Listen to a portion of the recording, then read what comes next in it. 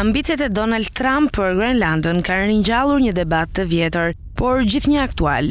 A mund të blihet një territor sovran? Edhe pse ideja duket provokuese në shekullin 21, ajo ka precedent të shumtë në historinë e Shteteve të Bashkuara. Nga Kalifornia në Filipine, zgjerimi territorial amerikan është ndërtuar shpesh mbi blerje, presion diplomatik ose luftë të hapur. Donald Trump, presidenti i SBA-s që nga 20 janari 2025 ka shkaktuar polemika ndërkombëtare me deklaratat e tij ekspansioniste.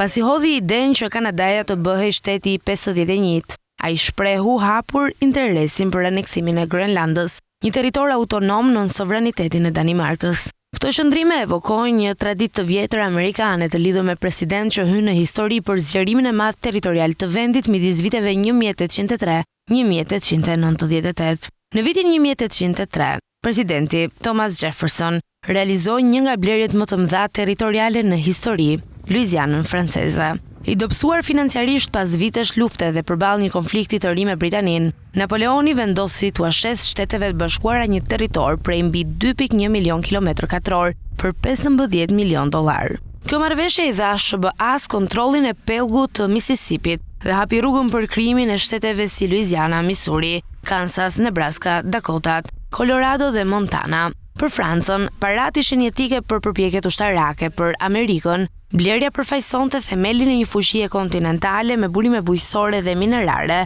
pothuajse të pakufizuara. Ishte një shembull klasik se si diplomacia dhe paraja mund të zëvendësonin luftën. Në mesin e shekullit 19, ideologjia e fatit të manifestuar justifikoi zgjerimin amerikan drejt perëndimit. Presidenti James Polk, i zgjedhur në vitin 1844, e përqafoi këtë doktrinë duke synuar Oregonin, Teksasin dhe territoret veri perëndimore të Meksikës. Ndërsa me Britaninë e Madhe arriti një kompromis diplomatik për Oregonin, me Meksikën rruga ishte shumë e dhunshme. Pas një incidenti kufitar në vitin 1846, Polk bindi Kongresin të shpallte luftë. Konflikti përfundoi me pushtimin e qytetit të Meksikos dhe traktatin e Guadalupe Hidalgos, i cili i dha SBA-s Kaliforninë, Nevadën, Utah'n, Arizonën, New Mexicon dhe pjesë të Colorados. Këto territore, veçanërisht Kalifornia e pasur me ar, u shndrua në shtyllat të fuqisë ekonomike amerikane. Zgjerimi nuk u ndal në kontinent.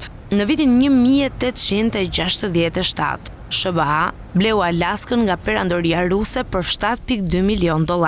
Një marrëveshje që u tall fillimisht, por që më vonë u provua jashtëzakonisht e vlefshme për shkak të burimeve natyrore.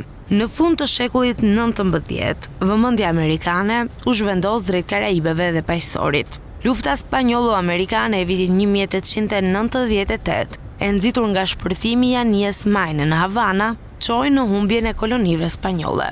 Kuba fitoi pavarësinë formale, por mbeti në ndikimin e SBA-s. Puerto Rico u bë territor amerikan, ndërsa Filipinet kaluan nën kontrollin e Washingtonit pas një lufte të gjatë dhe të përgjakshme guerile. Në paqësor, SBA mbështeti grushtin e shtetit kundër mbretërisë Savajt në vitin 1893 dhe më pas e aneksoi ishullin, i cili u bë shtet në vitin 1959. Filipinet, të pushtuara pas vitit 1898, u shndruan në simbol të imperializmit amerikan në një konflikt të dhunshëm që zgjati deri në vitin 1913.